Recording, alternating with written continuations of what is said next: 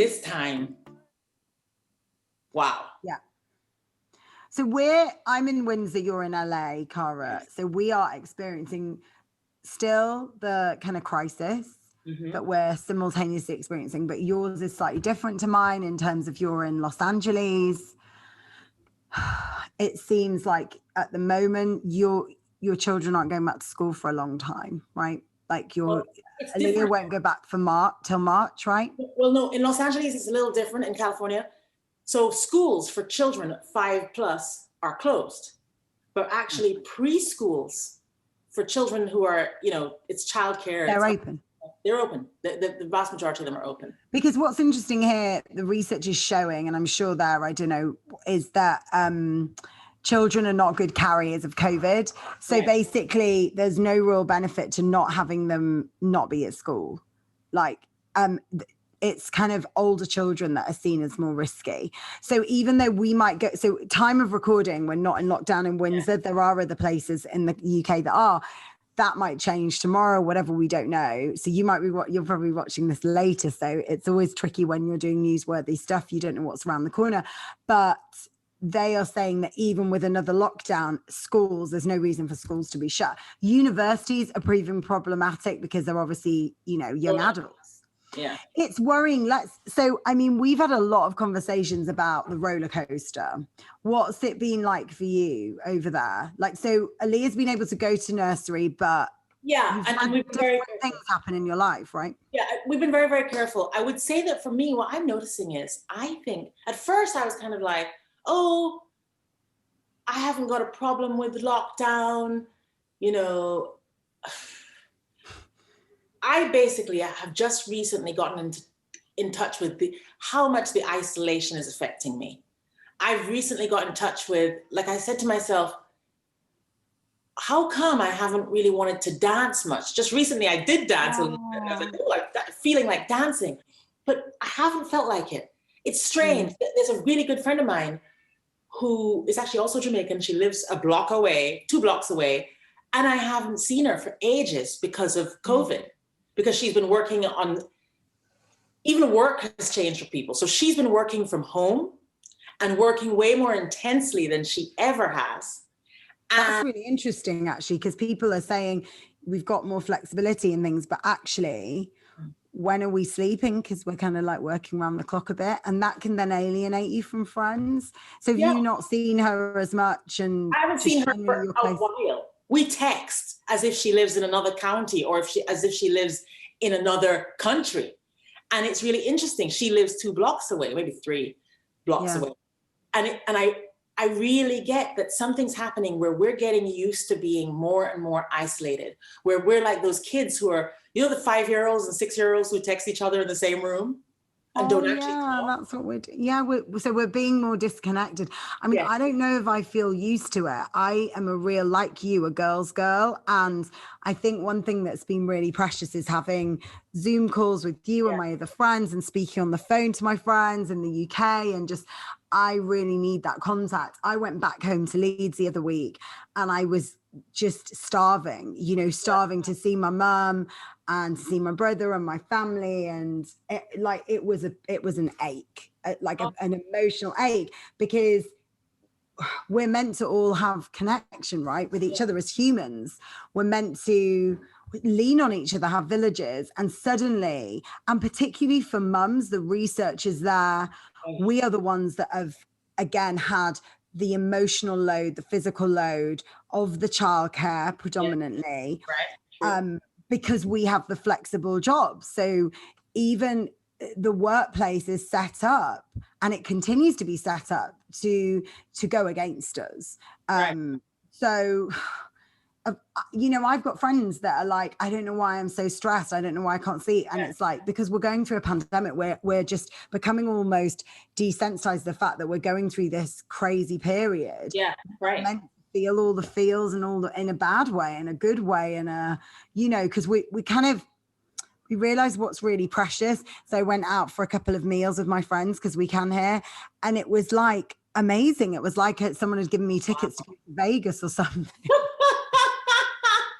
Because we're starving. We're so hungry, like, for it. So hungry. I need the friends, like, even us having our like twice weekly conversations during lockdown. Gave us both so much, because we could be, and even now, like, we take so long to blum and record this, don't we? Because we just chatter away for so long, and then we're like, oh my gosh, we need to record. But I think a lot of women need other women. Like, I know loads of guys that have found lockdown fine. You know, I don't know if that's kind of the personalities of the men I know, or they want their caves, some of them, and actually lockdown gave them the cave. They didn't have to go and see Aunt Tabitha. They didn't go and have to go to that person's baby shower or this one's christening or whatever. They got the freedom to say no without being asked. And us, what I'm realizing is I'm getting a little bit, I find myself getting more authentic, weirdly. Same.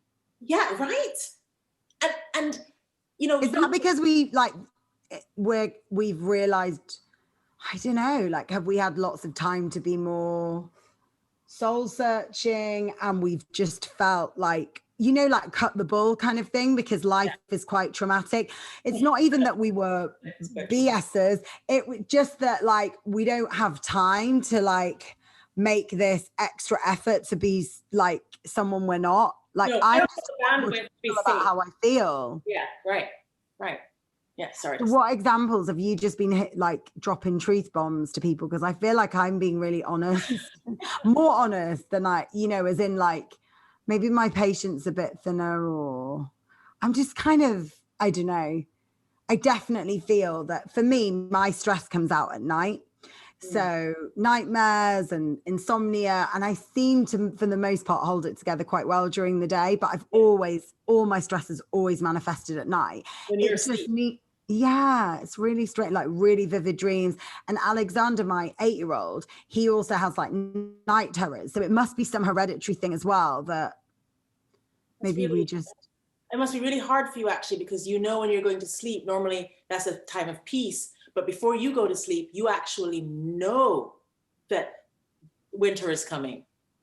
Yeah, and it's not every night, but it isn't, I'm not somebody who can just nod off, and I do worry. And I think because when I had my throat operation, I had like a 2-year recovery. I had like a big nodule on my thyroid, and for so long before that, it was like winding me because it was, they couldn't see it. So it took ages to be diagnosed because it was really far tucked back and it kept winning me in the night. So I had all of that as well. So I was like waking up, jumping out of, and even now, sometimes I still have that kind of sensation. So for me, sleep is not the refuge that it is for other people. And so I definitely think, and then this uneasiness has exacerbated all that kind of suffering. But what have you found has helped you? Because you're saying you've started dancing again and things. Are you proactively trying to like bring music back into your life, to see friends, to like, are you doing stuff because you're thinking, right, I'm not going to tolerate this? I am. And there's also something else, which I think you would be great to talk about. I'm going to ask you some questions about it, because I actually think during lockdown, we women absolutely need more than ever to understand how to set boundaries, enforce and maintain boundaries. And I think that so often kind of good girls from older cultures like ours, you know, I don't know if Caribbean's old because it's not really old enough, but traditional culture. Ancient Greece was around a while, but both quite old. And also it's like quite old school cultures in many ways, quite traditional. Yeah, and my question to you is, because I come from a traditional culture, you come from a traditional culture, how do you set boundaries, given that you've also been conditioned to be a nice girl, a good girl, a helpful girl, a kind girl? Vicki, and to say yes all the time to blooming everyone. Yes. So listen, it was therapy. This is a really good question, Cara. And you know, it was therapy that helped me. I had 2 years of therapy. So I had therapy when I had a traumatic birth with Oliver. That was quite a short bout of CBT, really, really useful, changed my life, you know, got me to the point where I felt strong enough to get pregnant with Xander. Amazing. When I had this operation, so I don't know if you can see, there's still a scar there. I've got a bit of concealer on it. This was a really big thing. Hard to see. I had it 2 years ago. And it took a 2-year recovery, and it was traumatic, but I wasn't depressed. but obviously like physically it was so demanding of me, and I sort of held it together outwardly, but inwardly I was, you know, it was hard. It was really, really hard. I couldn't swallow properly for ages. My recovery was not textbook, but I was so lucky that it wasn't cancer, that, you know, but it was a big op. And anything that happens here is not, you can imagine, is probably the worst thing. I mean, a C-section felt like, getting a filling in comparison. Are you serious? So, but I was under great, yeah, seriously, like I was like, oh my gosh, because this affected everything. And even up until about 3 months ago, I was calling up ambulances in the night because I felt like I couldn't breathe. And I had all the scans and everything. And yeah, I mean, but I'm grateful. And actually what they taught me was a lot of resilience and strength, because when you feel like, you've got something choking you and you have to remain calm, that's another level of understanding your strength. And actually I wrote a blog post about this, and I had a lot of women that reached out to me, a lot of women that had cancer sadly, but they were improving, and people at different stages, people that had found a lump, they were getting it removed. It's what blogging does is, you reach out to people that are going through the same thing, just through SEO, but also through Instagram. I had so many messages, and it was so lovely that I could share my experience, feel less alone, somehow help other people feel less alone because of that kind of sharing. But it was tricky. And even now, like last night, I had really, really bad silent reflux. And because of my throat, it's still really sensitive. So my symptoms are 20 times, and they've said to me, 20 times worse or whatever than normal people. So it's tricky, but it's not life-threatening. You live with things. My kids showed a lot of resilience. But that therapy that I was really lucky to get therapy over a prolonged amount of time through my husband's healthcare. And it was a game changer, because my therapist at the time taught me about boundaries. So when I went there, I went with health anxiety because I was getting really wrapped up about things that were, and she had a lot of patients, that had heart attacks. They were really scared to exercise again. And so she was very experienced in helping people with health anxiety. And obviously I'd been through all of this stuff, and I just wanted to try and get back to not worrying about every little thing. Yeah. And I was creating like worries around things like, what if I'm allergic to this? What if, it was sort of when your brain, and she helped me with that, but that was kind of remedied fairly quickly. And what we came to find out was that it was really, there was a lot of underlying stress and anxiety around kind of me and my career and the pressures that I feel and all sorts of things, and like boundaries, and feeling like I wasn't exercising them. And I was trying to help everybody because my default as a person is to always want to help everybody. And I believe in equality, and I don't like these hierarchical things of, so I'm always trying to demolish any sort of boundaries, as it were, for other people, to help other people, to not have any barriers to entry, whether it's helping people to learn about blogging, helping people for me to share stuff that I know. But then I realized that actually I was being spread so thinly. Do you guys have Marmite in LA? Because I was like being spread like Marmite. I tell you, we may not have Marmite in LA. Actually, they do. There's Marmite in LA. I'm lying to you. I really want Marmite now. We should be eating toast with butter and Marmite. No. Yeah, no, we have Marmite, yeah. Okay, so I was being spread like Marmite, and actually that's quite a good analogy, because I think I am a bit Marmite. Like, I think people either really like me and get me, or I just repel them. I can't really, it's really funny. I can't see that. To me, I cannot see who would see you and not like you. I don't get that. I really can't. But I feel that way about you. I think it's because we care about each other. We're good friends. Right? I think, no, but I am a little bit Marmite. So but it's fine. Like, I kind of have been all my life, I think. I just get used to it. And it's fine. But I think what she taught me about kind of really liking yourself, and that's what the last 2 years were about. And that even though you're going to feel uncomfortable with saying no and kind of exercising those boundaries, the more you do it, the better it is. And the more, and she kind of gave me my life back, quite literally, because also, I had an assistant, But at the time he wasn't like, you know, I didn't want him to be in my DMs and stuff. So he was just dealing with the business side of things. Like I would just forward stuff that he could deal with. But then when, you know, then I got a new PA that just handles all my DMs, and that's amazing. So I still go on to social and do the sharing and writing, but she manages all the other stuff. And that's just such a weight that's been lifted. And that's across all my social. And I just think, you know, you've got to make these small tweaks. We can't be everything to everyone, because then what happens is if I'm trying to like save the world, as it were, I mean, I don't mean literally, but, you know, trying to be there for everybody, then I'm not there for my kids. I'm not there when my friends need me, my husband. So I think you have to prioritize. And I'm not there for me. Absolutely. Because, and I think so many of us feel that we have to do that. And in a way, I know it sounds really cheesy, but I always saw myself as a bit of a Robin Hood. Like I thought, you know, I've achieved something, I want to get everyone else to achieve it. And it was actually my therapist was like, but you've done that with your book. So if people want to get that, you spent a year writing that book, they can pay £10, $10 and buy your book, Mum Boss. Like you cannot physically give to every person that contacts you and helps them and teach them. And that's what you did with your book. And I was like, yeah, okay. So, but I think we need to get comfortable with being a bit uncomfortable and saying, I'm really sorry, I would love to do X, but I can't. Or, you know, it's like I'm really grateful for the support and the following that I have, but people often ask me to like meet them for coffee, like, you know, can I have your number? And obviously like, no, like, because I mean, like 10 people have my number. That's it. I've just got to be protective. I have been burnt as well. You know, I've been burnt by faux friends, people that just wanted to be my friend very recently. And I've realized that, you know, that's not right. And I think it's really, the thing about the boundaries is really healthy, because I realize as well, it goes another way too. It's what you're willing to give. Like you remember when I was telling you about how I was at one point British size 26, which is American size 22, right? Yeah.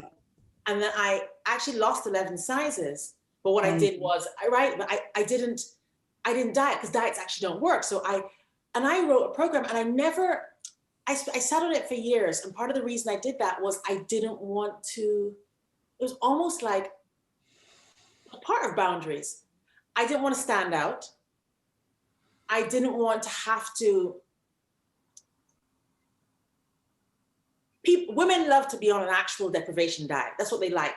And something like this, where it's actually body love, food freedom, and actually doing something new up here, that's where you get the blowback. And I literally found that I was like, shoot, that's interesting. I would so much rather be a good girl, easy life, not rocking the boat. So I'd prefer that to actually making a difference to a load of women. So that's just living small, isn't that? Right. Like just keeping yourself safe, because there's a real fear. There's a fear of failure, but I also think there's a fear of success that really exists. Yeah. And there's a lot of that holds me back, like in a way, but then saying that, I'm just really happy with how I am genuinely. Like at the moment, it's taken me 10 years. You know that saying, it takes like 10 years to be an overnight success? Completely right. But now, you know, I work part-time hours and my business is growing. I have this amazing, you know, little team that's a freelance team, and I'm so happy, and I get to be with my kid. You know, sometimes I work 2-3 days a week, if that, like, and I get this time with my friends and my kids. Now it's taken 10 years to achieve it, and I manage myself, and you know, I feel like I have control over everything. It's so liberating. Yeah. And for me, that's why I started this job. I've gone full circle. I started blogging at Honest Mum because I wanted to be there for my kids. Along the way, I created a monster that kept needing to be fed, and I was a victim of my own success. That's the truth. I want to mention Mum Boss. Now, this is not me plugging your book, because you'd be very embarrassed. Plug it, baby, plug it. I'm not plugging. I'm just saying that. I love you, Cara. You're so supportive. honestly. You're What so I, supportive. what I And love you about know that. what? This is, I've had a few women Yeah. say to me, Vicky, you have so many amazing female friends in your life. I don't have that. And I can't trust women. And I feel really sad because, yeah, there's some women out there that can backstep, and it comes from insecurity and it comes from Right, whatever. right, right. But honestly, like when I look at my, I nearly said portfolio friends, but like, I'm not, no, but like when I look at my girlfriends, I only have like 2 male friends, but I love them dearly. They're They very happy are to be male friends. genuinely like, they have my back in every way and I have theirs. Like I want them to be the best, the happiest, like genuinely. And I've been burnt a lot by women, but I just always keep thinking those women and my mum, that was my blueprint. That's just Yeah, a and it's gift. not even a woman thing. You were burnt by human beings who were like that.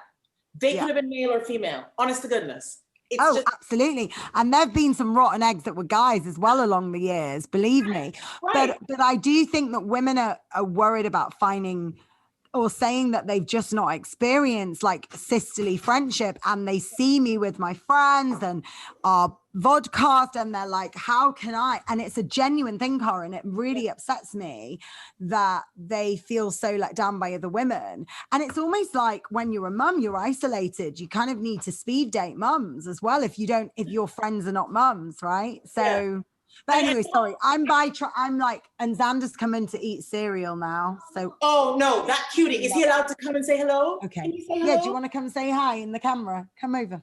Hey No, he's Xander. standing over there. Come over this way. Hi Xander. Come on. He's come to get some melon because she can't see you. This way, Baba. This way. Careful, careful. He's on the kitchen counter climbing. Right, come around. Honey. Just don't trip over the wires because we've got a whole load of wires here. Say hi to. Oh, you've turned the light off. Right, jump over the light. Jump over the light. Hey Xander. Oh, right, here, come and say hi, Sam. Hi. Hi. Oh, it's lovely to see you. What? Let's put the light on. Tell them what you're eating. Come over here, Bubba. I'm having a melon. You're having some melon. Show them your melon. This one is so sweet. We call him. What do we call you? Alexander. Yeah. That's my name. I know, but my mummy and I think he's like a little cute rabbit. He's like a bunny. He's so caring, and every night when he has his dinner, he always says to me, thank you, Mummy, for making my dinner. Thank you for picking me up from school. Thank you for talking to me. Are you just the cutest or what? You say all that, Xander? Do you say that? Yeah. Yeah. And how about your teacher? You really like your teacher, don't you? Yeah. And she's so kind. And honestly, bye-bye then. Be careful. Don't trip over the wire. Be careful. Oh, you're coming to sit here to watch me? No. Why don't you go and eat in your room then, honey? You take it in your room. It's okay. Bye-bye. Oh my goodness. Oh, he's very, very, very kind-hearted little boy. He's You so let sweet. that flower flourish. Yeah. Planted in your garden. You didn't watered it. You know? Yeah, good soil, fertilizer. Everything. Keep growing. I know. Oh, his little heart, honestly, it's so sweet. And just, he's so caring. Like, he writes all these amazing little stories and comes up with stuff. And I just like keep them and think, yeah, Xander, can I like adapt this into a book one day? You don't mind you. But no, he's a good kid. But tell me what you were saying, Cara, about sorry, because I cut you off. I can't remember what we were saying then. No, all I was saying was I can see how lack of boundaries not only makes you play small, but also has you, when you do create a boundary and enforce it, you're not enforcing it like a queen. You're like, let's say you make a boundary, right? I noticed, and I'm doing it less and less, but I notice I'll make a boundary and then I'll kind of check in and apologize for my boundary making. I'll check in and explain my boundary making. No. I'll check in a little again and no, and actually one of the things a therapist taught me was that you don't owe people an explanation. Like you don't, like, and you will see other people that really, Xander, is it all right if you come back later, sweetie? Come on. Yeah, because it's a bit noisy. If you're, other people will be exercising boundaries around you and you won't be like marinating in them and thinking about them. You'll just accept them and you'll respect that person. Whereas, so it does come back to you that you need to keep implementing them. And actually the therapist gave me confidence to do that. And then I realized like, yeah, I need to keep doing it. And what happened is when people treated me badly or I felt worried about something, you should pick your battles. Otherwise you could be triggered by everything. And that's what the therapist said. Because, you know, literally you can be triggered by everything. I think I worked out through therapy, I joined the dots about things that happened in childhood that made me behave in certain ways as an adult. But then it was like, park that, put it to bed. Don't let that affect your life, but just understand who you are. And my therapist was she was like, you are a really good person. Like she's like, we've got to get you knowing that. So that was amazing that she sort of gave me this thing of don't lean on other people for your self-worth and don't lean on other people to tell you if you're good enough, if you're this. And actually, you know, that's kind of in this industry, often you're doing that. You're like relying on, I don't know, like your readers to tell you that this is good, and she sort of got me changing that completely and just going, and I sort of came up with this thing of don't believe the hype, don't believe the shite. So it's like, you know, it's lovely when people say nice things about you, but equally you need to find out what you think. Like, do you like yourself? Do you kind of, and just really let that, and that includes relationships, your kids, your mom, your dad, like everything, like, because actually you have to lean on yourself. So it was pretty liberating. It took a long time to get there, probably a year of consistent work to get to that point. But right now I know, so I can say to someone, this week, I can't do this stuff that you're asking of me. Or if I'm like negotiating a business deal, if people are changing things a lot, then I will come back and say, I understand this is changing, but this is what I can do. And I can only do X, Y, and Z. Yeah. Do you want to work with me on this? I understand if it's not going to work. But obviously, I equally understand that I've built my business to an extent where I'm not relying on that one job. And I get it, like right now, a lot of people are. So I'm not being flippant in what I'm saying. No, of course you're not. Yeah, but it's because, you know what, I've worked up to this for 10 years, but equally you can be exercising boundaries every day, whether that's saying, I'm really sorry, I just can't be on the PTA. Yeah, like I can't help. I would love to, but I can't, because you have to weigh it yourself and go, am I going to make myself ill if I'm on the PTA? Like, do I have time? Or is the PTA going to be taking me away from my mum or whoever, or like my kid needs extra lessons with me, or whatever it may be? I'm not saying don't help other people, because I'm very generous, but know your boundary, know what your tipping point is. I think go out, darling. This is boundaries now. He's told me he's going out. He's not going out. So he's going out now. And the thing is, I get it as well, because you love him very much. And yet when you want to be able to say something, and if he's agreed it, it's okay for you to say, okay, do what you said you were going to do. Yeah, I think we have to stop apologizing, and we have to stop being so fearful, because men are not behaving in this way, because they have the structures, the infrastructure of the workplace that's in their favor. They have all these things. If we don't start thinking about our needs, then we are the same as a freaking piece of cheese. Like, we don't even have a personality. We don't have anything. We're a piece of cheese. We're a piece of Swiss cheese.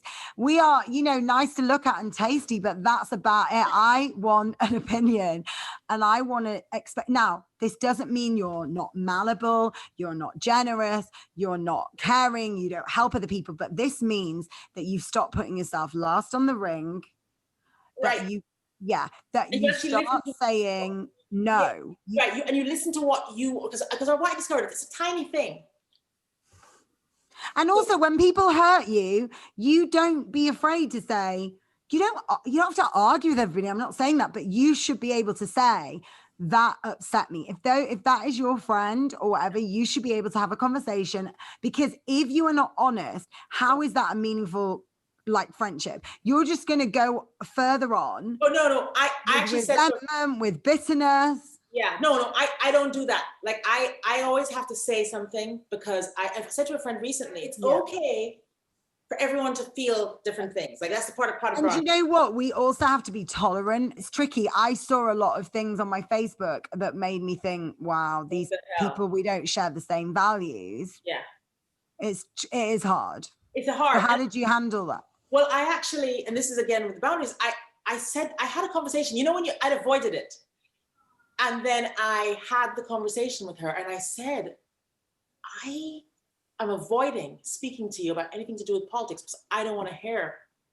I'm afraid to hear what you have to say. And then we were talking more. And then she said something really interesting because she said, you know, different people say different things to different people. I said, yeah, but I want to hear what you think about these things because I care about you and I want to know.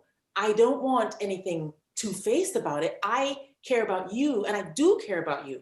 And you're allowed to have, obviously, your own political views. Yeah. There's some of these things come in, now they start to be about values. And I said, I want to have a conversation with you because there's certain things happening right now. And I want to know how you feel about some of these things, right? And we had a good conversation and there's more to do. But what I got from the conversation was that I do really care about her. And I also got that, like in the world, it's great to have lots of different kinds of people with different views. And that it may never be black and white, it may be gray. You have to become tolerant of others because as long as there's enough like ground there that you connect with, it can be tricky. It can make you feel uncomfortable. I think you have to work out, is that friendship enough? Can I be tolerant? It's kind of going back to picking your battles, really. This is the thing that does bother me about all of it, is I'm finding that there are lots of good people. I don't know why I did that, air quotes. Yeah. Are you Freudian fingers? Listen, in America, in England, this way is the F off sign and this is the peace sign. Yeah, peace. No, but I was like, there are lots of good people. Tara's getting us thrown off the podcast channels now. Exactly, all of us. People finding ways to rationalize, to accept the unacceptable and to make it fit. Like they're twisting themselves and turning themselves and like fitting themselves in to make it okay. So yeah, I don't know how they're rationalizing it, but people are. And what gets me is America is not about that. America is actually really, in so many ways, a melting pot. It's the place where, of course, you know, you could have Barack Hussein Obama. American dream. You go to America from anywhere and you are welcome and you make yourself successful and you have opportunity, the land of opportunity. Right. And yes, it wasn't quite the same for like, let's say a Greek immigrant comes or an Italian immigrant comes to America. It's not quite the same as when people are African-American here. Like I was so shocked. I know it's silly that I should be shocked, but you know, I'm not from here. I was so shocked when I realized that this amazing constitution, just like the French constitution, is about everyone being equal and everyone having rights. That for the first 100 years, the Black people, it was literally those wonderful ideals, except for Black people. Terrible. And there was so much racism here as well, as you know. When my parents immigrated in the 80s, they suffered a lot of racism. Oh, yeah. And you know, it's just appalling but yeah, I get it. So yeah, whilst it was the land of opportunity, there was still so much racism. And now to this day, there's casual racism, there's explicit racism. Right. Yeah. But my point was, with all that, Barack Hussein Obama, and at the time Yeah. This is what I was going to say. That was the turning point where you were like, wow. Anything's possible here. Anything's possible. We have a Black American president. And I was going to say that gave us so much hope. And then to have then gone from that to Trump. But it's still. I'm sorry, I'm doing little yawns, by the way. It's because it's so late in the UK right now. And so it's not about the topics. No. Absolutely whacked. This is the problem because we always have to record early there, well, kind of morning there, and then evening here. And by this time, evening. Why don't we could try like a 10. I don't know. We'll. That's the thing, because I don't want people to think that I'm yawning or anything. But I'm always trying to feel them, and then I probably look strange, but it's hard for me on an evening. But we want to talk about on the recording list. We love having a chat and we like sharing this stuff. So, but now you're in a tricky spot in the US. How do you feel safe there? Do you want to leave because you've lived all over the world? You went to boarding school. You want to hear something controversial? Oxford Uni. Like, do you feel like you want to come back ever? Well, I'm going to tell you something controversial that might make people furious with me. I was actually saying this to my mum, who's in the UK. I was like, Mummy, you know, over in the UK, people are always saying, oh, it's so awful over there. Oh, in America, it's really bad in America, isn't it? And I was saying to Mummy, the problem with Britain is that they don't know quite how bad it is over there. They don't realize how deep the racism in Britain goes. And they don't realize not only is the racism deep, but you'll find that it's almost like the person's Black friend, part of the unspoken covenant is that they keep everyone comfortable. And I recently had a conversation with a bunch of Black Brits in LA. We were on Zoom, and it was fascinating because it's almost like you're not talking about like slavery or this. You're in this friendship group, and you're really often saying nothing because you're the one person in a meeting. One lady was talking about being the one Black person in so many meetings she's in. And it's like, stuff isn't brought up, or stuff is stepped over, or stuff is to make other people feel comfortable. And that's part of the society. It's not just about Black people. It's about it's so ingrained. Yes, it's so ingrained. So it's not just but even like you never see Black mannequins in stores. It's always a white mannequin. Why? Do Black people not shop there? Are they not relevant? So it's this very like casual racism as well. There's very deep race, but it's so embedded where it's like, why is that a default? Why is white the default? Because we were so new. I think part of the reason white is the default is because we came really in the 1950s. I'm not saying we didn't exist in Victorian times in the UK, but I'm saying it en masse in great numbers. With the Windrush. We came in the 1950s. So we're relatively new. But we're still, however many years. Why are we still so behind? Why are we still having to fight for equality? It seems very sad. And I mean, I've had some casual racism in Windsor. And when we were in a big, well-known store in Harrogate twice, we were spoken to on different occasions as if we couldn't speak English. My mum was an English lecturer. Do you know what I mean? It was just so presumptuous, so kind of biased and racist, basically. And then I've had quite a few things. I remember a boy telling me to go back to my own country when I was at primary school. It's like, what do you mean? Like, I was born here. And at a very young age, having to try and understand. I mean, I understood that I was different when I started school because I came back home and said to my mum, because I was bilingual, and had said, I never want to speak Greek again, ever, and that was really sad. So I understood kind of that point of difference quite early on, but I never understood like people would impersonate my parents and give them a thick accent. I still to this day can't hear an accent because I grew up with it. So I just can't, it's invisible to me. And I think that, but I was a child that was embarrassed of my heritage until I made a guy friend who was Greek, who kind of made me love my heritage. And we used to listen to Greek music. We used to speak Greek. I used to go to Greek school every Saturday and learn the language. But we realized that when we were at school, I could use like a secret language, but I started to discover a lot more about it. But yeah, it's interesting, isn't it? The kind of around your identity and around kind of feeling othered by other people, and also kind of othering yourself because you're like, why am I different? Why do I remember like even my swimming cap in swimming lessons, my hair was really, really curly and even bigger, and it would never fit in the swimming cap. So she'd rip them time after time and be like, your hair's terrible. Like I used to be told at school, you're so loud because you're Greek. There's loads of quiet Greeks. There's even a saying, the quiet Greek. I felt that it was sort of weaponized almost, like my identity, and in a very casual but consistent way. So that I was made to, and I'm not saying that this is extreme. It's not extreme. There are people far more. So I don't want to like minimize people's struggle. I'm still privileged but I just want to say like there's a lot of weird stuff that happens No, to definitely. And actually what I'm really saying as well is like, you've got that thing that people experience when they're in a minority, which is just what you're describing.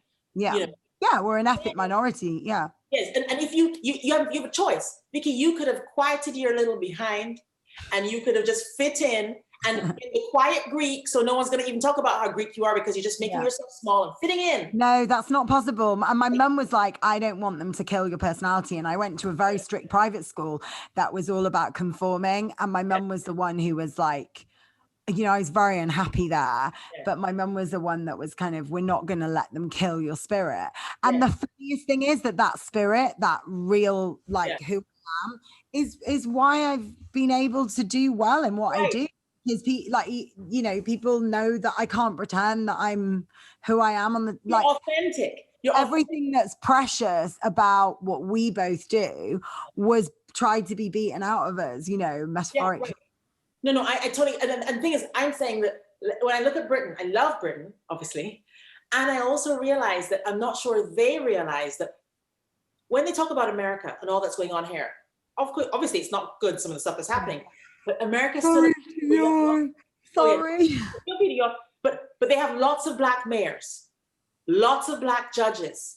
They have a black vice presidential candidate, and they had a black president, African-American president for 8 years. But if you look around, police chiefs, I can't even tell you, how many things they have here that when I first came, I was like, shoot, the chief of police is black. Oh, shoot, this high court judge is black. Oh, whoa, the Supreme Court. Like, oh, they have all these things that just don't exist in Britain at all. And so what I'm saying is that when people in Britain look at America and think about America, very often they've never been black in Britain. Yeah. And so they don't understand that the lack of role models higher up. I'm not talking about Ainsley Harriott, who's wonderful. I'm not talking about people on singing or dancing or on your TV. I'm talking about people with the power. Yes, absolutely. Like there are very few MPs that are women, that are black, that are, you know, it's cabinet members. I'm talking. Yeah, absolutely. People that are changing the way that we live. Sorry, I've got another child coming in. I might have to go in a minute actually. Oh yes, of course. Time. But those, so actually it's refreshing in a way because you're saying that there's a lot of good in America as well. There's a lot of progression. There's a lot of progression. I just want to say, because it has been, with all this happening, people's racist thoughts and feelings have been coming to the fore.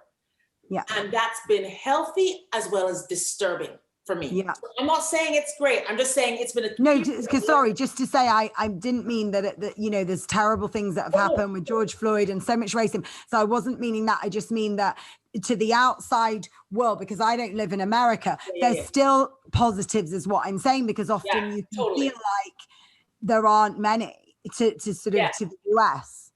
Only a foreign black person who had lived in Britain can come and see that positive, because I was like, shoot, how come they have so many black people in power, in positions of power, all kinds of positions? Yeah.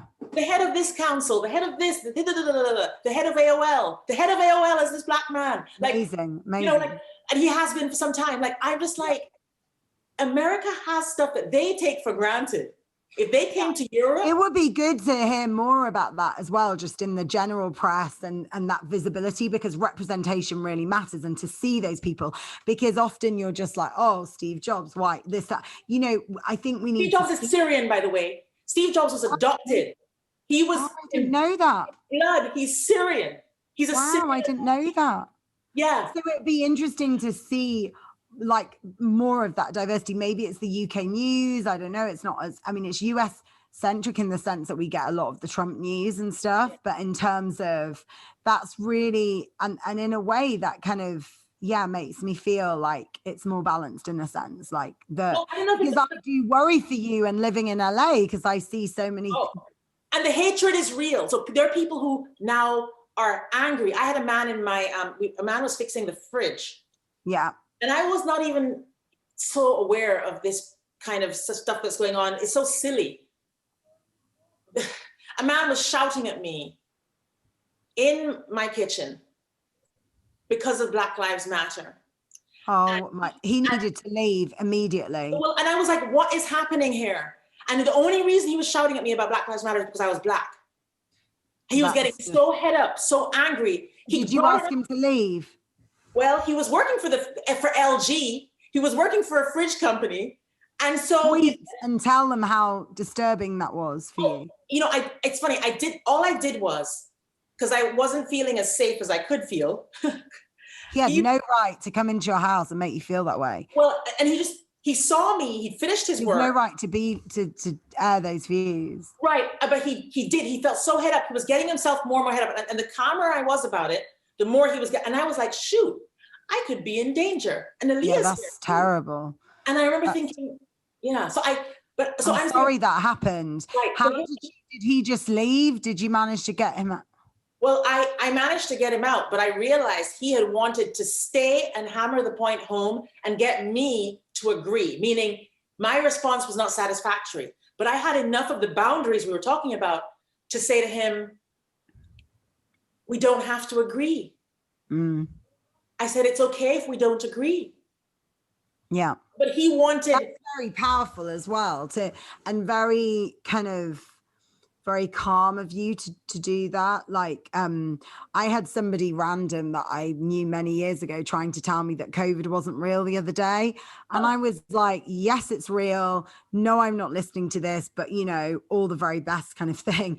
Yeah. And, you know, I was polite. I was clear about what I thought.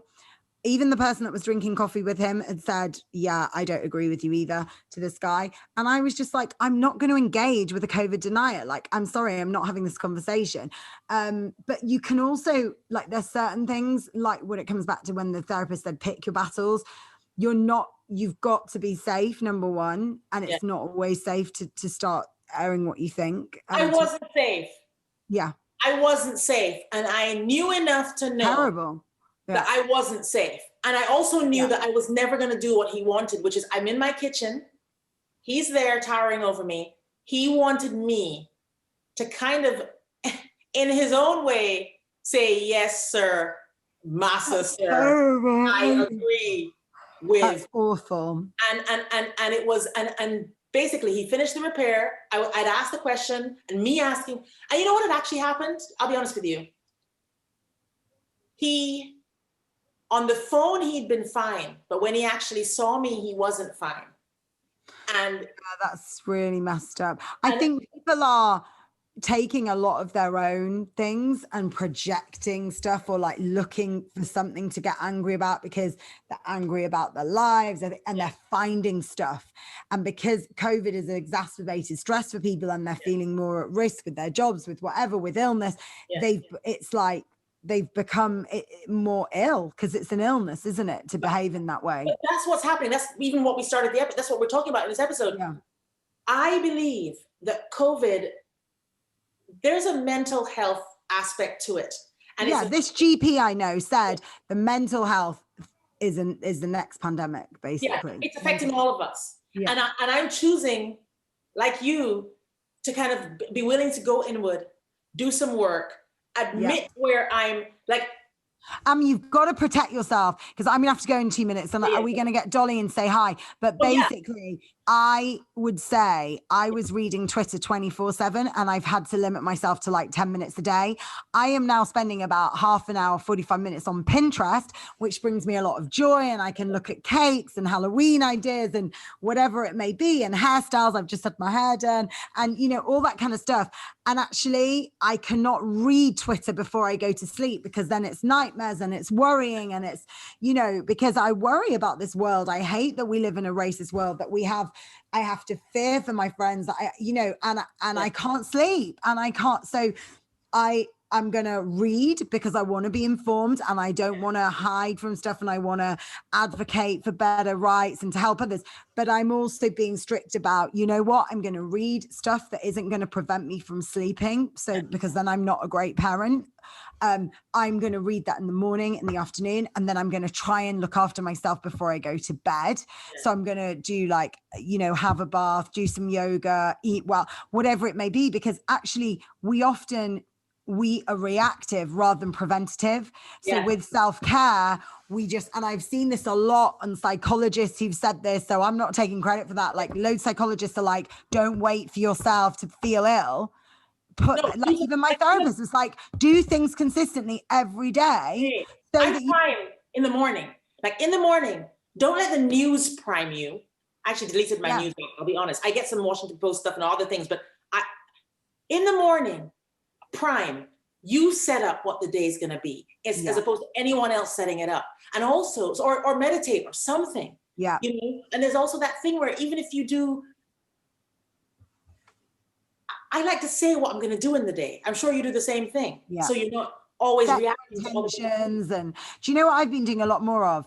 Netflix, like shows. I've been watching The Good Girls, which I'm loving. The Good Girls, like this crime and let me get Dolly. Criminals. It's brilliant. Yeah, go get Dolly because that'd be amazing. Yeah, let me get Dolly. Oh, I've had a text message as well from my mum texting me. Oh, bless her. I always have to tell my mum if I'm filming something in case she rings me halfway through, which she always inevitably does. I never have my phone on usually. Woo! Woo! Dolly. Dolly piano. Dolly, you look gorgeous. You're busy talking in such a great manner that I got very excited, quiet, and now I realize you must have been talking sex. Sex! Dolly, this is not that kind of podcast. Make us get closer. Okay, Dolly, you know what, Cara? Maybe if we do start talking about sex, we might get some more downloads. Some more sex sounds, baby. Dolly knows it. What does download mean in British? Oh, no, download means basically, if you start, Vicki's saying, if we start talking about sex, more people will probably even watch. Well, what's wrong with that? No, nothing. We've missed a trick, Dolly. Hey. We should be doing that. Okay, next episode, maybe we'll do. Next episode. We'll next episode they pay. No, I'll be here. Let's see. I like your style. Dolly is on it. Dolly is hustling. She wants brand deals. She wants us to talk about sex. Dolly, you need to be my manager. You know what you're doing. Seriously. I'm loving this. This is the trailer right here. You have to promise to listen to everything I say and obey. Oh my goodness. So Dolly, we've been talking about this whole lockdown where people have to stay in the house. They can't do this. They can't do that. Right. How have you felt about that? Well, where else have they gotten the attitude they have, if not from me? Oh, no. But the lockdown, Dolly. Well, you know where you can't go out and... I'm getting so bored. I haven't bought a new dress in I don't know how long. Oh. How about and you know, what do you do to get excited around here except for a new pair of pants or dress or what else? Right. Like we were going to find a speakeasy, live jazz speakeasy. Oh my gosh, I would love that. You can't. A speakeasy. No, you can't even meet up or do stuff. You have to have your own disco lounges. You have to have like party at home or something. But how about, so were you going out a lot, Dolly, weren't you? You had a busy social life before this. Exactly. Mm-hmm. I didn't have the time. And now I have too much of that. Oh, I remember you were going on dates. You were receiving bouquets of roses. No. Let's not cast aspersions on a woman's reputation. We're not saying concretely dates, nothing like that. Okay, but let's come back to the lockdown. What did it make you feel when you discovered that we were going to be on a lockdown for your protection and for the protection of vulnerable people in America? How did you feel about that? How did I feel? I couldn't be with friends. Yeah. Is that what you're saying? Mm-hmm. Oh, well, but I could use a telephone. Yeah. Yeah. The bills would go sky high, wouldn't they? Oh, it's telephone bills. There are no telephone bills anymore, Dolly. Oh, That's gone. you're bringing me. Oh, it's now. Yeah, it's very modern now. Yeah, yeah. I'm still in the old school. I found. And the camera's there, Dolly. Look up there. The camera's there. Look at the camera. Oh my gosh, I can hear my kid in the toilet next door. Will you- Xander, shut the door. Oh my gosh, Look at I'm the gonna have to camera. go You in a look at minute the because camera. my So when kids you look are at the not in camera, you bed. connect with the camera. Okay, so Dolly, Yes. was there ever a time, and you're looking at the camera, don't look at yourself, Okay. look at the camera. I was looking at you. Oh, thank you, Will. Go ahead. Yeah, Dolly. Was there ever a time that you've ever experienced anything like this lockdown in your life? And if so, tell us about it. No, I don't think so. Let me think. Wait a minute. Something like this would cause boredom. I don't remember being bored. Well, what about during the war in America?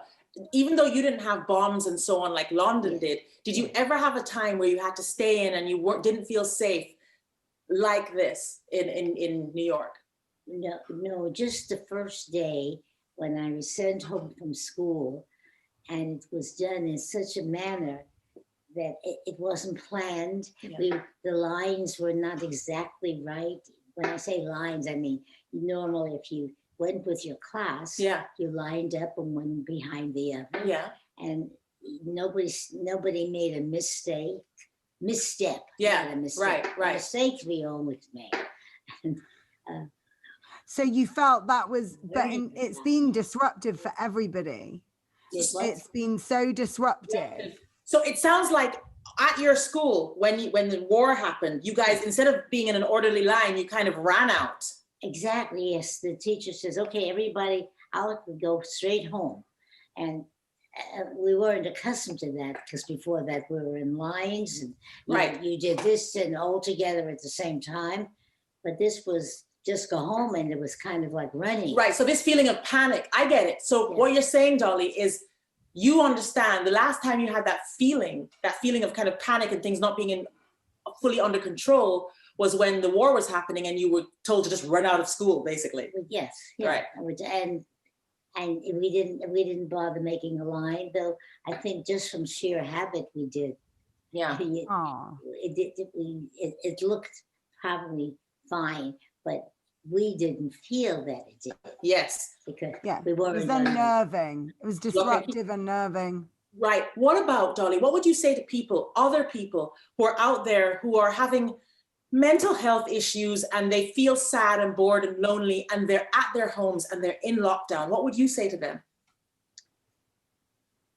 Get a telephone that could allow you to speak, I don't know how many hours.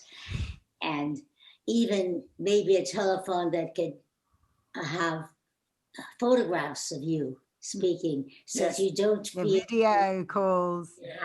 That you have somebody to be involved. That's a good idea, Dolly, because lots of us have video calls and video messenger and not everybody's using them, but you don't have to alienate yourself because that connects you. So that's a really good tip. Thank you so much. This is so useful. And I'm going to go now and put the kids to bed because it's so late here. Bye-bye. Bye-bye, Cara. Take care. See you. Bye, everybody. Bye-bye. Bye.